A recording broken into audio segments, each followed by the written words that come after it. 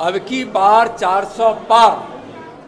आज यह देशवासी मानते हैं कि हमारे मसीहा के रूप में हमारे प्रधानमंत्री हैं, जो दुनिया के सबसे लोकप्रिय नेता है।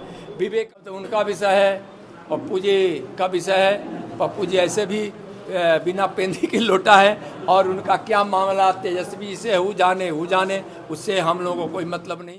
दोनों एक ही तरह के हैं, जैसा पप्पू जी है वैसा तेजस्वी जी है, जैसा तेजस्वी है वैसा पप्पू जी है। 40 की 40 भारतीय जनता पार्टी एनडीए जीतेगी। महागठबंधन का यहाँ सुपड़ा साफ होगा।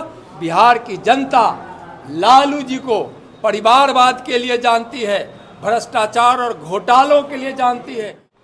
अब की बार 400 पार इस देश की जनता का नारा है। देश की जनता चाहती है कि एनडीए भाजपा 400 से ज़्यादा सीटें जीते। 400 पार जो जनता की नारा है, उसको माननीय प्रधानमंत्री जी अपने शब्दों में कहते हैं 400 पार। और 10 वर्षों में जो माननीय प्रधानमंत्री आदरणीय नरेंद्र मोदी जी के द्वारा जो गरीब कल्याण के लिए काम किए गए हैं, जो विकास के काम किए गए हैं, और जिसके कारण देश से गरीबी मिटी है और 25 करोड़ से ज़्यादा लोग गरीबी रेखा से बाहर आए हैं। आज इस देश के गरीब सोचते थे, किसान सोचते थे, युवा सोचते थे, हमारी माँ बहनें सोचती थी कि हमारा भी कोई मसीहा आएगा और हमारे जीवन में भी खुशियाँ लाएगा। जो खुशियाँ आज माननीय प्रधानमंत्री जी के भगीरथ प्रयत्न से मिला है।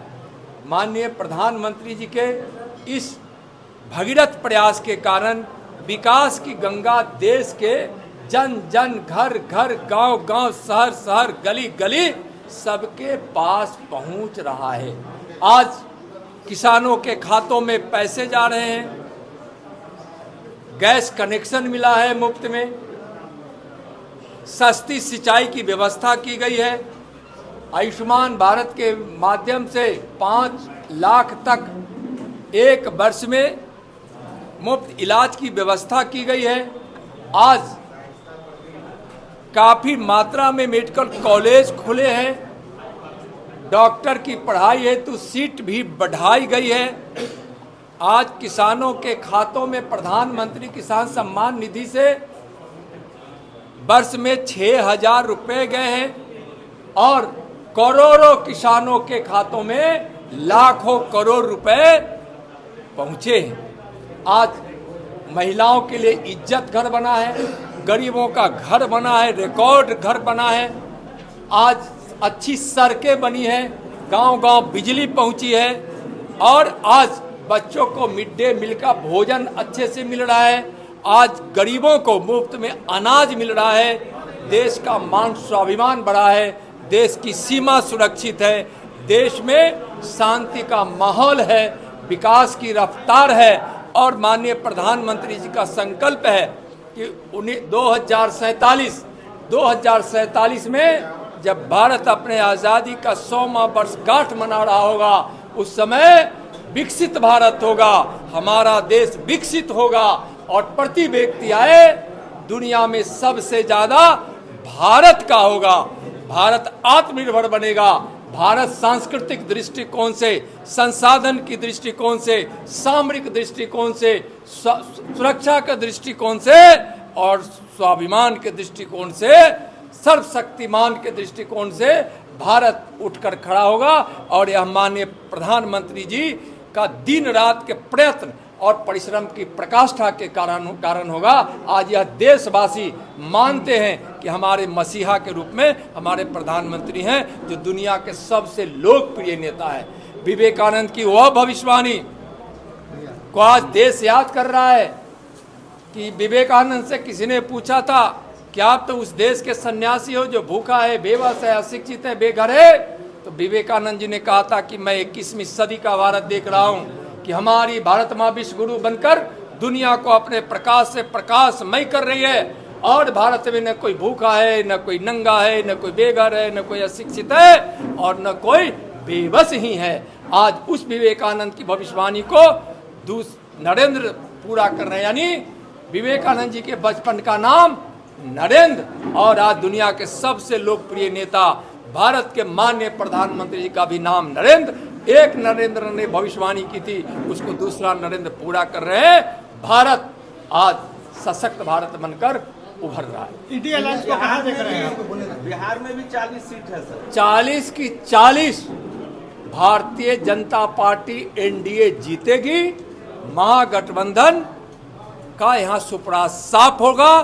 बिहार की जनता लालू जी को परिवारवाद के लिए जानती है, भ्रष्टाचार और घोटालों के लिए जानती है। उनकी पहचान, उनकी पार्टी की पहचान, तेजस्वी जी की पहचान, सबकी पहचान अपराधियों को संरक्षण देने की वाली पहचान है। जब जब वह सत्ता में आए हैं, यहाँ अराजकता बढ़ी है, भ्रष्टाचार बढ़ा है और यहाँ गुंडों को संरक्षण मिला है। अपराधियों को जहां सजा मिलनी चाहिए वहां वो लोग संरक्षण देने का काम किए हैं। हमेशा परिवार के लाभ के लिए राजनीति और घोटालों का अंबार आरजेडी के राज्य में कांग्रेस के साथ मिलकर हुआ है। बिहार की जनता देख रही है।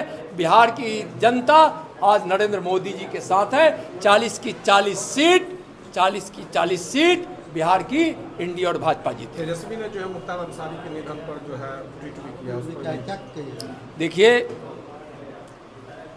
अब ट्वीट की उनकी नीयत क्या है यह हम सब समझते हैं। अगर किसी को ट्वीट करने का मतलब वोट है और तुष्टीकरण है तो यह ठीक नहीं है। और हमेशा वह लोग किसी संवेदना से राजनीति नहीं करते हैं। वह हमेशा वो लोग राजनीति करते हैं वोट के लिए और तुष्टीकरण की नीति के तहत। पप्पू यादव कांग्रेस ज्वाइन किए थे लेकिन पूर्णिया उनको नहीं मिल पाया। अब तो उनका विषय है, पप्पू जी का विषय है। पप्पू जी ऐसे भी बिना पेंदी के लोटा है और उनका क्या मामला तेजस्वी से हु जाने उससे हम लोगों को कोई मतलब नहीं है। दोनों एक ही तरह के हैं। जैसा पप्पू जी है वैसा तेजस्वी जी है, जैसा तेजस्वी है वैसा पप्पू जी है। पारस जी एनडीए के हिस्सा थे लेकिन उनको यहाँ जगह नहीं मिली। पारस जी एनडीए का हिस्सा थे लेकिन उनको कोई जगह नहीं मिली यहाँ पे। कहीं पारस जी ने कहा है क्या कि हम एनडीए से बाहर हो गए हैं? बहुत बहुत धन्यवाद।